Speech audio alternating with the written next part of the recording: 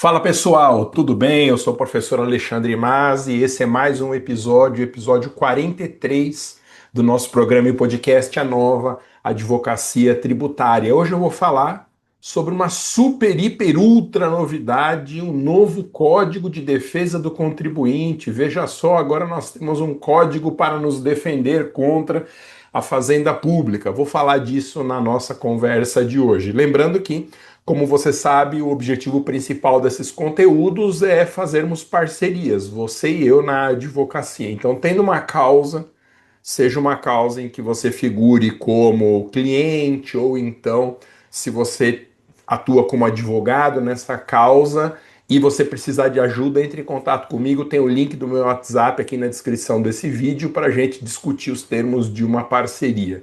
E lembro ainda que estão abertas as matrículas de todos os cursos de advocacia da minha escola e está em vigor pelos próximos dias, poucos dias, a promoção de janeiro. Você se inscreve num curso e ganha o acesso premium liberado a todos os outros cursos da escola. Então, não perca essa chance, inclusive o curso de advocacia tributária e o curso completo da reforma tributária também. Olha só, o novo Código de Defesa do Contribuinte. Eu vou fazer uma sequência de lives nas próximas semanas falando sobre o CDC. Eu acho que vai ser essa sigla, né? Só para nos confundir com o Código de Defesa do Consumidor, deve ser essa sigla que vai prevalecer para o Código de Defesa do Contribuinte. Então, se não bastasse a reforma tributária para tirar o nosso sono, na modificação profunda que a reforma trouxe para o nosso direito tributário, agora nós temos essa outra novidade que é o Código de Defesa do Contribuinte. Eu tenho sustentado, você já me ouviu falar disso aqui, que nós precisávamos de um novo CTN. Na minha cabeça, Código de Defesa do Contribuinte é o Código Tributário Nacional. Nós, depois da reforma tributária, tivemos uma modificação tão radical nos nossos conceitos de direito tributário, nos nossos princípios, que o CTN ficou absolutamente obsoleto. Já era uma lei caindo de podre, já uma lei de 1966 completamente ultrapassada. Aí vem a reforma tributária que revoga partes inteiras do Código Tributário e em vez de termos um novo CTN, aí vem o Código de Defesa do Contribuinte.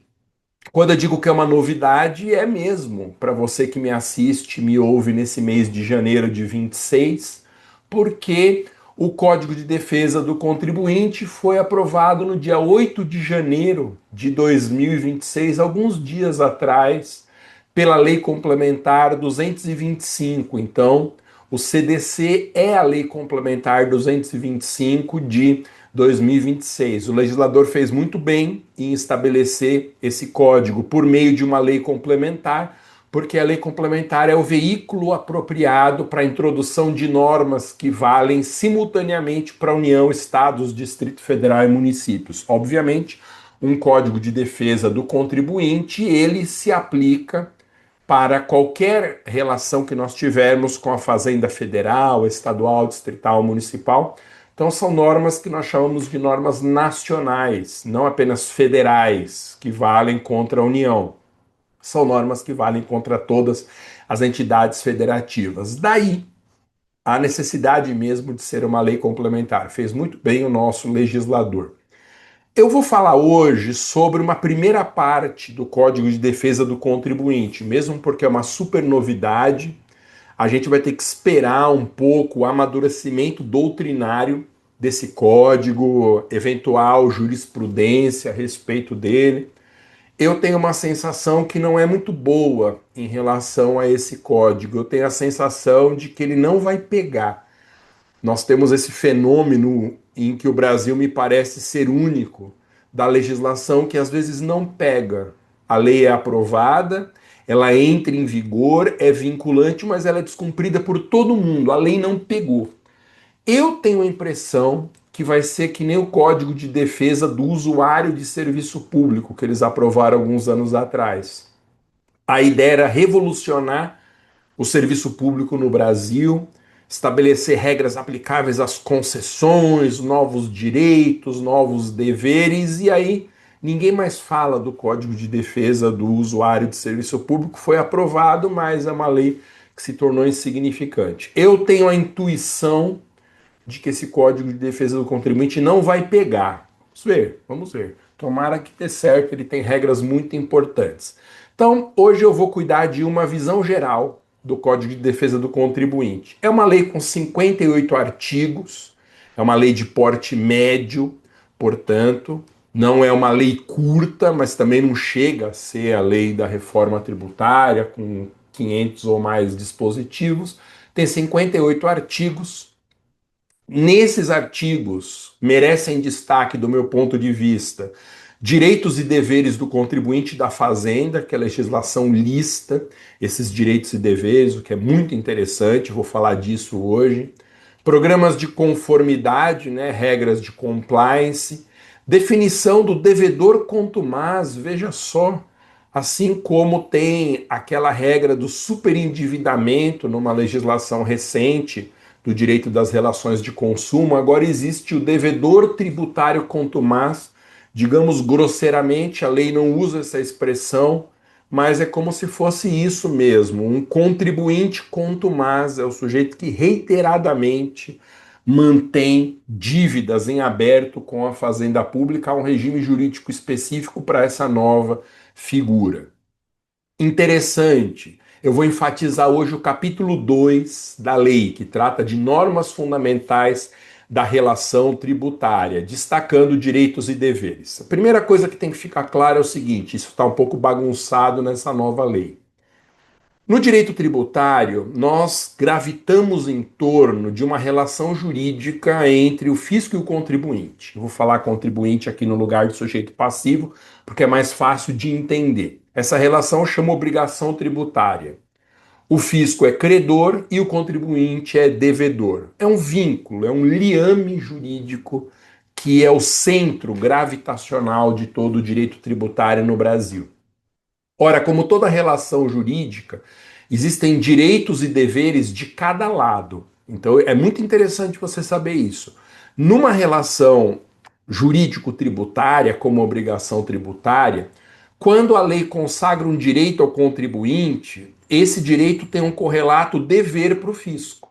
Troca o sinal na relação jurídica. O contribuinte está numa situação que nós chamamos de ativa, porque ele tem um direito, e o fisco tem um dever, portanto, porque para cumprimento desse direito, para eu fazer valer esse direito, eu tenho que obrigar o fisco a reconhecê-lo. Então, toda vez que no direito tributário é reconhecido um direito ao contribuinte, há um correlato dever de observância desse direito. Mas o contrário também é verdade. Quando a lei estabelece um dever para o contribuinte, tem uma lista de deveres aqui, esse dever ele é lido pelo fisco como um direito, porque o fisco tem o direito de exigir o cumprimento desse dever do contribuinte. Então, é sempre uma ideia relacional, ser um direito ou um dever. Porque quando eu falo que alguém na relação tributária tem um direito, isso significa que o outro obrigatoriamente tem um dever e o contrário é verdadeiro também. Eu digo que a lei é um pouco confusa, porque primeiro ela lista direitos, depois ela lista deveres, depois deveres da Fazenda Pública. Cara, só de falar quais são os direitos do contribuinte já tem ali vários deveres da Fazenda. Isso poderia estar melhor organizado na lei, mas não está. Importante, essas lives que eu estou fazendo sobre o Código de Defesa do Contribuinte, elas são lives, como sempre, focadas para a advocacia. Então, toda vez que a lei assegura um direito ao contribuinte ou um dever para a Fazenda Pública, isso é uma tese na advocacia. Porque se meu cliente tiver um direito desse desatendido pela Fazenda, ou se a Fazenda não cumprir o dever que a legislação estabelece, eu posso judicializar. Eu posso questionar o descumprimento desse direito ou o descumprimento desse dever. Então, nós temos um monte de teses para a advocacia na defesa do contribuinte na lei. Tem teses para a fazenda também. Isso aí não é o meu objetivo nas nossas conversas aqui, ficar discutindo teses em favor da fazenda, eu estou interessado nas teses em favor do contribuinte por causa da advocacia. Qual que é a abrangência do novo Código de Defesa do Contribuinte? Diz lá o artigo 1º que a lei complementar estabelece normas gerais relativas a direitos, garantias, deveres e procedimentos aplicáveis à relação jurídica do sujeito passivo, contribuinte ou responsável com a administração tributária. Portanto, é uma lei nacional que disciplina a obrigação tributária aplicável à União, Estados, Distrito Federal e municípios. Isso está declarado de forma mais aberta no artigo 2º, que diz: essa lei complementar aplica-se aos órgãos e entidades da administração direta e indireta do Executivo, da União, dos Estados, Distrito Federal e municípios dotados de competência legal para cobrar ou fiscalizar tributos. Então, o artigo 1º declara que é uma lei de normas gerais e o artigo 2º esclarece que, por ser uma lei complementar de normas gerais, ela é vinculante para todas as entidades federativas e, portanto, para todas as entidades tributantes. Um outro ponto muito interessante são os deveres que a lei define como sendo da Fazenda. Deveres da Fazenda, no artigo 3º. E como eu expliquei agora há pouco, você pode enxergar esses deveres da Fazenda como direitos do contribuinte, enxergar como teses. Esse artigo 3º dos deveres da Fazenda ele é muito longo, ele tem 20 incisos. Eu quero destacar aqui pontualmente 9 deles, que me parecem mais interessantes. Então, inciso 1, dever da Fazenda Pública de respeitar a segurança jurídica e a boa-fé ao aplicar a legislação tributária. O 2, reduzir a litigiosidade, isso é muito interessante. O código chega alinhado com essa ideia de reduzir conflitos entre o contribuinte e a fazenda, especialmente reduzir a judicialização desses conflitos, porque uma ação judicial em matéria tributária é ruim para todo mundo. É péssima para o contribuinte, que demora muito, é ruim para a fazenda, que tem que manter uma estrutura muitas vezes enorme para se defender nessas demandas. Muitas das demandas vão para a fila de precatórios, aí essa vergonha de você conseguir uma decisão transitada e julgada em seu favor, mas só ver a cor do dinheiro depois de 10, 15, 20 anos. Então, já está visto que a judicialização de questões tributárias é um desastre no nosso país. Então, o código está alinhado com essa ideia de reduzir a litigiosidade. O parágrafo 1º do mesmo artigo 3º explica: a administração tributária utilizará preferencialmente formas alternativas de resolução de conflitos. Formas alternativas de resolução de conflitos. Alternativas ao quê? Alternativas à judicialização. O princípio da proporcionalidade, ele foi também contemplado no inciso 5 do artigo 3º do Código. A administração tem o dever de adequar meios e fins que imponham menor onerosidade aos contribuintes. Esse é o princípio da proporcionalidade. Depois, o inciso 7, dever de presumir a boa-fé do contribuinte no âmbito judicial e extrajudicial sem prejuízo da realização de diligências e auditorias. Essa é uma briga de quem advoga contra a fazenda pública. A briga para que a fazenda, em princípio, aceite como verdade o que está sendo dito pelo contribuinte. Não é porque o sujeito é contribuinte, judicializou uma causa e não quer pagar determinado tributo, porque entende que esse tributo é indevido, não é por causa disso que eu vou pressupor que ele está mentindo, que ele está exagerando. Então, há esse dever agora de presunção de boa-fé do contribuinte. Isso aqui é uma tese muito interessante para a advocacia tributária. Então, a gente guarda na manga essa ideia de presumir a boa-fé. Depois, inciso 8, que eu destaco também, indicar os pressupostos de fato e de direito que justifiquem seus atos. O princípio da obrigatória motivação, que sempre se aplicou ao processo administrativo, foi estendido agora ao processo tributário também. E o parágrafo 4º esclarece que o princípio da obrigatória motivação deve ser observado especialmente nos atos que imponham deveres, ônus, sanções e restrições ou que neguem direitos do contribuinte. Então, não basta o fisco agir. o fisco tem que também explicar com base no que ele está agindo. Qual é o fundamento normativo, o que aconteceu para justificar aquela atuação. Então, o princípio da obrigatória motivação. Chama atenção para o inciso 11, atuar segundo os padrões éticos de probidade, decoro e boa-fé, limitando-se a buscar as informações que sejam necessárias à sua atividade. Então, perceba que vários princípios do direito administrativo agora estão incorporados no direito tributário por força do novo Código. O inciso 12, impulsionar de ofício o processo administrativo tributário, é o princípio do impulso oficial, o contribuinte não tem que ele dar andamento ao processo, o processo tem que caminhar por atuação do fisco. E destaco também o inciso 18, identificar os contribuintes bons pagadores e cooperativos com a aplicação da legislação tributária. E o parágrafo 7º esclarece que será realizado isso de modo claro, imediato e preferencialmente automático. E essa é uma das preocupações do novo código, você ter uma espécie de um cadastro positivo. Contribuintes cooperativos, que sejam bons pagadores, ou mesmo que, se não forem considerados bons pagadores, são cumpridores de obrigações ainda que acessórias. Então a lei ela está muito alinhada com essa ideia também de você identificar bons contribuintes. E inciso 20, destaco como mais um dever aqui da Fazenda, possibilitar ao sujeito passivo autorregularizar o pagamento dos tributos e das obrigações acessórias antes da lavratura do auto de infração, nos termos do programa de conformidade que eu falo nas próximas lives nossas aqui, que são as regras de compliance do novo código. Essa história de autorregularizar o pagamento de tributos, eu mesmo fui vítima disso.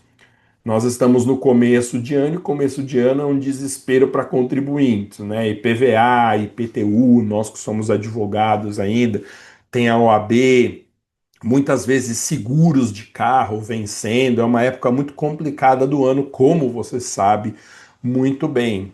E eu recebi uma notificação da Prefeitura de São Paulo que eu ia ser inscrito no CADIM, no Cadastro de Inadimplentes, por uma dívida de R$ 200 do meu escritório. E eu nem sabia que eu devia uma taxa específica lá, tal, e aí eles justificaram. Quando eu fui regularizar pela internet, não foi permitido isso, porque estava dito lá que não tinha sido ainda lavrado o auto de infração. Então, aqui o código fez muito bem em dizer que é preciso que haja mecanismos, que a Fazenda crie esses mecanismos para o contribuinte ele mesmo regularizar o pagamento de tributo, mesmo que não tenha chegado na fase da lavratura do auto de infração.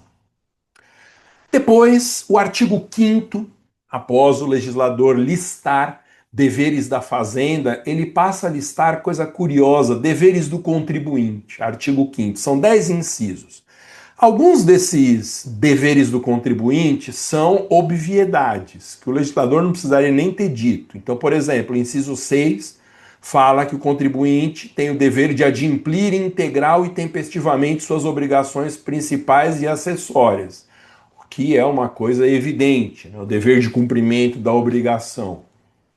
Outra bobagem está no inciso 7, dever de cumprir as decisões administrativas ou judiciais que vinculem a sua conduta. O legislador não precisa dizer isso. Então, alguns desses 10 incisos, eles dizem coisas que são desnecessárias, mas tem alguns para os quais eu chamo a atenção. Por exemplo, o inciso 2. É dever do contribuinte atuar com boa-fé, honestidade e cooperação na relação com a administração tributária. Lembrando que o código, ele chama o fisco de administração tributária. Então, toda vez que você, ao estudar o novo Código de Defesa do Contribuinte, encontrar a expressão administração tributária, o legislador está se referindo ao fisco. Destaco ainda o inciso 4, o dever do contribuinte de declarar as operações consideradas relevantes pela legislação tributária nos termos da lei. Aqui, essa expressão nos termos da lei deixa reticências para o que está por vir na regulamentação aqui do código nessa matéria. Declarar operações consideradas relevantes pela legislação tributária, isso aqui é de uma constitucionalidade discutível, pelo menos numa primeira aproximação com a ideia aqui, porque de alguma forma você obrigaria o contribuinte a produzir prova contra si mesmo, né? Declarar operações consideradas relevantes pela legislação. Então, isso é uma obrigação do fisco. O fisco é que tem que ir atrás da regularidade das operações realizadas pelo contribuinte, não esperar que o contribuinte ele saia declarando tudo isso. Mas aí precisa ver o que a legislação estabelece nesses termos. Então, para a primeira parte do Código de Defesa do Contribuinte, eu destaco esses dois dispositivos que falam de deveres da fazenda e do contribuinte, e ainda na abertura tem um artigo 6º que diz que a administração tributária deve priorizar, conforme estabelecido em lei, a resolução cooperativa e, quando possível, coletiva das controvérsias, devendo considerar alguns aspectos, tal, e aí não interessa tanto para a gente. Resolução cooperativa de controvérsias. Aqui, o código, ele dá um destaque especial para formas que existem atualmente de negociação de dívidas tributárias que antecipam e inibem, de certa forma, a judicialização. Como eu disse agora há pouco, o legislador fez muito bem em ficar hostil em relação à judicialização de demandas tributárias. É uma postura de hostilidade mesmo. E uma das formas é essa. Então, nós tivemos aqui no estado de São Paulo, por exemplo, muito bem sucedido o chamado Acordo Paulista. O contribuinte senta com a Fazenda Pública para discutir meios de parcelamento de dívidas tributárias.